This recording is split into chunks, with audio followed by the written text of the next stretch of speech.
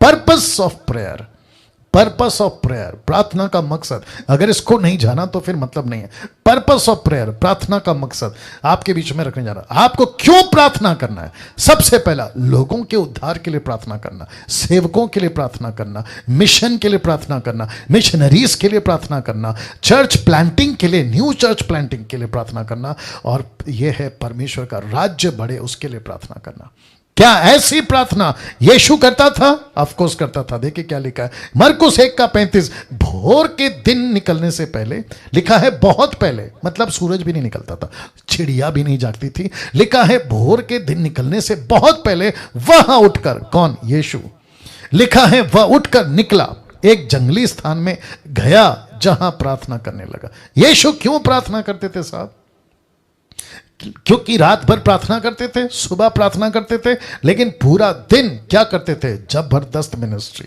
अब इसको देखिए, यूहन्ना 17:20 लिखा, मैं केवल इन्हीं के लिए विनती नहीं करता, फिर परंतु उनके लिए भी जो इनके वचन के द्वारा मुझ पर विश्वास करेंगे कि वे सब एक हो।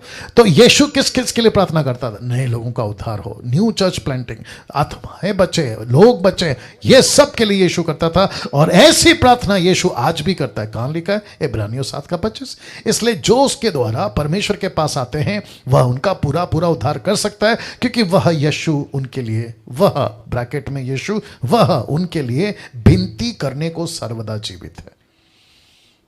तो यीशु क्या करते हैं? अभी भी प्रार्थना करते हैं। मत्ती 9:38 देखो क्या लिखा है, इसलिए खेत के स्वामी से विनती करो कि वह अपने खेत काटने के लिए मजदूर भेज दे।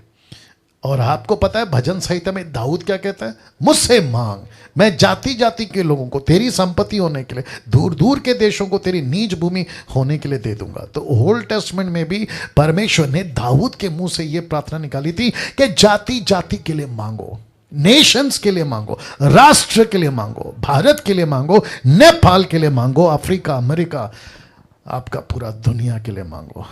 कुलुस्सियों 4:3 क्या कहता है? देखो पौलुस कहता है, इसके साथ ही साथ हमारे लिए भी प्रार्थना करते रहो। क्यों? क्योंकि परमेश्वर हमारे लिए वचन सुनाने का ऐसा द्वार खोल दे कि हम मसीह के उस भेद का वर्णन कर सकें जिसके कारण मैं कैद में हूं तो वो कहता है प्रार्थना करो, प्लीज प्रार्थना करो, मेरा कैद छूट जाए, मेरा जेल से मैं बाहर आ जाऊं। और ऐसी प्रार्थना की थी कलीसिया ने। कब? जब पतरस जेल में था। फोटो देख लीजिए, जब पतरस जेल में था। 12:5 लिखा है, बंदीगृह में पतरस की रखवाली हो रही थी, परंतु कलीसिया उसके लिए लौ लगाकर परमेश्वर से प्रार्थना कर रही थी। तो जब कलीसिया प्रार्थना कर रही है तो पतरस छूट गया। क्या बात है। और ऐसे ही जब पौलुस और सिलास, ये देख लीजिए फोटो, जब पौलुस और सिलास जेल में थे तो लिखा है आधी रात के लगभग पौलुस और सिलास प्रार्थना करते हुए परमेश्वर के भजन गा रहे थे और बंधुए उनकी सुन रहे थे। याद रखो, भजन नहीं गा रहे थे, प्रार्थना करते भजन गा रहे थे। आजकल लोग बोलते हैं वो वर्शिप कर रहे थे इसलिए बंधन टूट गया। ना ना ना ना ना, लिखा है वो प्रार्थना कर रहे थे और प्रार्थना में भजन गा रहे थे। ट्विस्ट नहीं करना वचन को। तो मेरे पॉइंट पे मैं रहूंगा, प्रार्थना बहुत जरूरी है, प्रार्थना बहुत जरूरी है। नाउ अब क्योंकि लास्ट सेशन पे आ गया हूं, ये बहुत इंपॉर्टेंट है। अब अंत में बहुत जरूरी बात लिखा भी है, बहुत जरूरी बात देखना चाहोगे? रख रहा हूं। लिखा है कौन कौन आपकी प्रार्थनाओं को रोक सकता है? टोटल 3 लोग। या जी रख रहा हूं, टोटल 3 लोग। आपने अभी तक 3 सेशन सुना, 3 सेक्शन को देखा है। वो तीनों सेक्शन में, एक सेक्शन में 8, फिर उसके बाद बेनिफिट, और अभी ये प्रार्थना किसके लिए करना है, क्यों करना है, वो सारी बातें बता दिया। ये रहा आखिरी सेक्शन। आपकी प्रार्थनाओं को 3 लोग रोक सकते। कोई गेस कर सकता है कौन कौन है?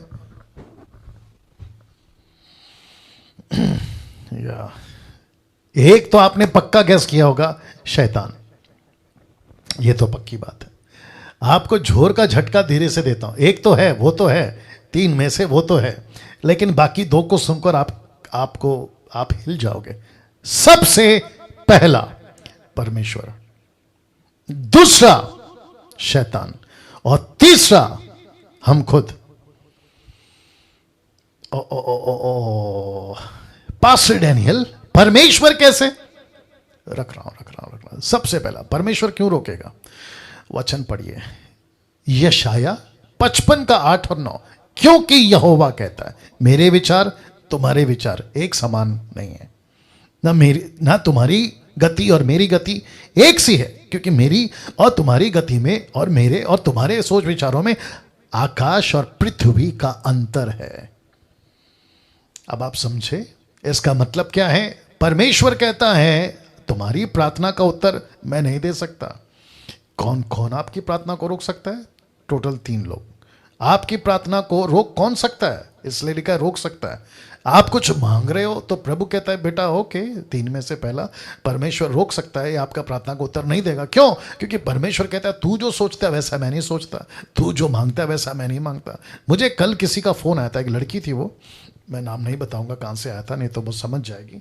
एक लड़की का फोन आया था, बहुत रो रही थी, कह रही थी कि मुझे उसी लड़के से शादी करना है।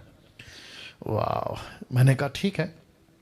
एक प्रश्न पूछा, मैंने कहा कि देख अभी जो तेरा सोच है 5 साल के बाद चेंज होगा, 10 साल के बाद चेंज होगा, तेरी जो अभी मेंटालिटी है वो आगे जाके चेंज होगी। उसने कहा यस। मैंने कहा तो जिस चीज के लिए तू अभी तड़प रही है ना, 5-10 साल के बाद तू उसी के लिए माथा पीटेगी कि मैंने क्यों ये चीज के लिए डिजायर किया, मैंने क्यों इसके लिए मांगा। ऐसे कितनी शादियां, ऐसे कितने कपल्स हैं जो पहले तड़पते हैं कि मैं जीऊंगा मरूंगा इसी के लिए, बाद में कहते हैं कि मैं क्यों आया इसके लिए। ये बातें भी हैं तो आदमी बदलता है। तो परमेश्वर कहता है, पढ़ लीजिए, लिखा है तुम्हारे विचार मेरे विचार, तुम्हारी गति मेरी गति एक जैसी नहीं है। फर्क कहां से कहां तक है? आकाश और पृथ्वी का अंतर है। अब इसको देखिए, 2 कुरिन्थिय 12 का 7 से 9। इसलिए कि मैं प्रकाशों की बहुतायत से फूल ना जाऊं। कौन है ये? पौलुस कहता है मेरे शरीर में कांटा चुभाया गया, अर्थात शैतान का एक दूत के मुझे घूंसे मारे ताकि मैं फूल ना जाऊं। अब मुझे नहीं पता कि ये शायद बीमारी थी या लिटरली उसके साथ में कुछ हुआ था, मुझे नहीं मालूम, क्योंकि उस वक्त में डॉक्टर्स नहीं थे तो उसके पास में किसी प्रकार का रिपोर्ट नहीं है। एनीवे आप लोग समझ गए होंगे। इसके विषय में मैंने प्रभु से कितनी बार? 3 बार प्रार्थना की कि मुझसे ये दूर हो। लेकिन आपको पता है प्रभु ने क्या कहा? वचन हो, उसने मुझसे कहा। किसने? प्रभु ने, मेरा अनुग्रह तेरे लिए बहुत है, क्योंकि मेरी धार्मिकता, माफ करें, मेरी सामर्थ निर्बलता में सिद्ध होती है। इसलिए मैं बड़े आनंद से अपनी निर्बलताओं पर घमंड करूंगा कि मसीह की सामर्थ मुझ पर छाया करती है। इसका मतलब क्या है कि परमेश्वर कहता है कि बेटा तेरा बीमारी ठीक नहीं करूंगा, तेरा प्रॉब्लम ठीक नहीं करूंगा, लेकिन तुझे अनुग्रह दूंगा। तो रुकावट कौन बना? परमेश्वर। आपकी प्रार्थना को प्रभु नहीं सुनेगा तो बेटर क्या है? कैसे बोलूं? मार्था कहती अगर तू यहां होता तो यीशु मसीह 4 दिन क्या कर रहा था? चुप था। मैं रिपीट करता हूं, यीशु क्या था? 4 दिन चुप था। तो यीशु कहता है मैं 4 दिन चुप इसलिए था, मेरे उस चुप में भी तेरा जवाब था। ओके ओके ओके ओके, आप लोग नहीं समझे, वापस आना पड़ेगा। मैं 4 दिन चुप था, लेकिन उस चुप में भी तुम्हारा प्रार्थना का उत्तर था, क्योंकि ठीक 4 दिन के बाद मैं आऊंगा, इसको ठीक करूंगा, ये मुझे पता था, तुझे नहीं पता था। तो उसके चुप्पी में भी आपका प्रार्थना का उत्तर है। यायर का बाप, मतलब बेटी, यायर की बेटी का कहानी पता होगा। उसका बाप कहता है प्रभु लेट हो रहा है, प्रभु लेट हो रहा है, जल्दी चलो जल्दी चलो। यीशु चुप था, उसके चुप्पी में भी उसकी बेटी जिंदा होगी, ये बात था। आपका इसका नाम क्या है? पतरस। ये कहता है प्रभु हम डूब रहे हैं, क्या तुझे चिंता नहीं है? तू शांत कैसे? तो यीशु कहता है बेटा मेरे शांत रहने में भी तेरा जवाब है। ओहो हो। कभी कभी हमें नहीं समझ में आता कि प्रभु उत्तर क्यों नहीं दे रहा है, तो प्रभु कहता है बेटा मेरा उत्तर नहीं देने में भी तेरा उत्तर है। कभी सोचा था ऐसा भी? कभी सोचा था ऐसा? See how wonderful is this. तो प्रभु कहता है तेरे सोच मेरे सोच में जमीन आसमान का फर्क है। तो जिसके चलते पतरस ने, माफ करे, पौलुस ने 3 बार प्रार्थना करी लेकिन उसका उत्तर नहीं मिला। दूसरा, शैतान क्यों रोकेगा? ऑफ कोर्स वो तो रोकता ही है, और उसका प्रूफ क्या है? दानियल की किताब उसका 10 का 12-13। फिर उसने मुझसे कहा हे दानियल मत डर, क्योंकि पहले ही दिन को जब तूने समझ बूझने के लिए मन लगाया, अपने परमेश्वर के सामने अपने को दीन किया, उसी दिन। तो इसका मतलब क्या? 21 दिन के बाद तुझे प्रार्थना को उत्तर मिला, ये ऐसा नहीं है। लेकिन जिस दिन तूने प्रार्थना की उसी दिन, लिखा है ना, उसी दिन तेरे वचन सुने गए, तेरी प्रार्थना सुन ली गई। लेकिन 21 दिन क्यों? लिखा है मैं तेरे वचनों के कारण आ गया हूं। फरास के राज्य का प्रधान 21 दिन तक मेरा सामना कर रहा था। ये फरास का राज्य, ये फरास का राजा कौन है? लूसीफर, शैतान।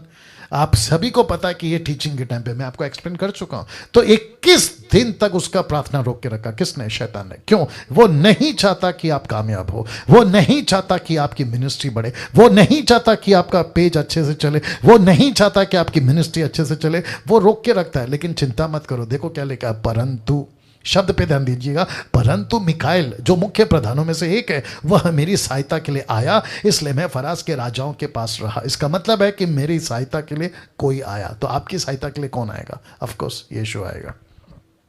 वाह, आपकी प्रार्थना रुकी, कोई चिंता की बात नहीं, लेकिन विजय आपकी है। इतना दिमाग में रखो कि विजय आपकी है। शैतान सबकी प्रार्थना नहीं रोकता। इसको देख लीजिए येलो में, शैतान सबकी प्रार्थना नहीं रोकता। उसकी लिस्ट में कुछ खास लोग हैं, सबसे ज्यादा वो लोग जो ग्रेट कमीशन वाले सेवक और मिशन वाले। शैतान सबकी प्रार्थना नहीं रोकता, याद रखो। क्योंकि दानियल की प्रार्थना क्यों रोका? क्योंकि एक पर्पस था दानियल के पास। आप सभी को पता है कि दानियल कौन था। वैसे ही वो सबकी प्रार्थना नहीं रोकता। तीसरा, वाह मजा आएगा, हम खुद प्रार्थना के रुकावट है। हम खुद अपनी प्रार्थना के रुकावट है। क्या प्रूफ है? यशाया की किताब 59:1 लिखा है, सुनो, यहोवा का हाथ ऐसा छोटा नहीं हो गया कि उद्धार ना कर सके, ना वो ऐसा बहरा हो गया कि सुन ना सके, परंतु तुम्हारे अधर्म के कामों ने तुमको तुम्हारे परमेश्वर से अलग कर दिया। तुम्हारे पापों के कारण उसका मुंह तुमसे ऐसा छिपा है कि वह नहीं सुनता। इसका मतलब है किसके चलते? तुम्हारी गलती के चलते। किसके चलते? तुम्हारे पाप के चलते। किसके चलते? कुछ ऐसी आदतें उसके चलते। प्रभु कहता है मैं तुम्हारी प्रार्थना को उत्तर नहीं देता, जिसके चलते लिखा है हम खुद प्रार्थना के रुकावट है ना। यूहन्ना 15:7 याद होगा, यदि तुम मुझ में बने रहो, मेरी बातें तुम में, तो ऊपर का स्पॉट नीचे का स्पॉट दोनों देख लो, मुझ में तुम में, रिपीट, मुझ में तुम में, मुझ में तुम में। तो मेरी बातें, यदि तुम मुझ में और मेरी बातें तुम में, ये दो जैसे ही करोगे, लिखा है तो जो चाहो मांगो तुम्हारे लिए हो जाएगा। सो सिंपल, लिखा है जो भी चाहो मांगो तुम्हें मिल जाएगा। तो पहला क्या है? मुझ में। दूसरा क्या है? मेरी बातें तुम में।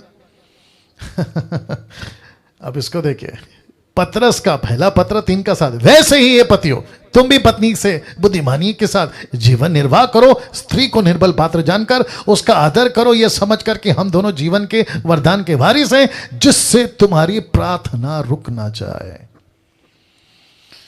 ओ ओ ओ ओ ओ ओ तो पति पत्नी, फिर आपका व्यक्तिगत, आपका चर्च, आपका पाप, आपका बातें, उसके चलते आपकी प्रार्थना रुकती है। अब और एक दे रहा हूं, मत्ती 7:13, सकेत फाटक से प्रवेश करो, क्योंकि चौड़ा है वो फाटक, चाकल है वो मार्ग जो विनाश को पहुंचाता है, और बहुतेरे हैं जो उसमें प्रवेश करते हैं। तो कौन सा रास्ता वाले? चौड़ा रास्ता। चौड़ा रास्ता वाले क्रिश्चियंस का कभी प्रार्थना का उत्तर नहीं मिलेगा।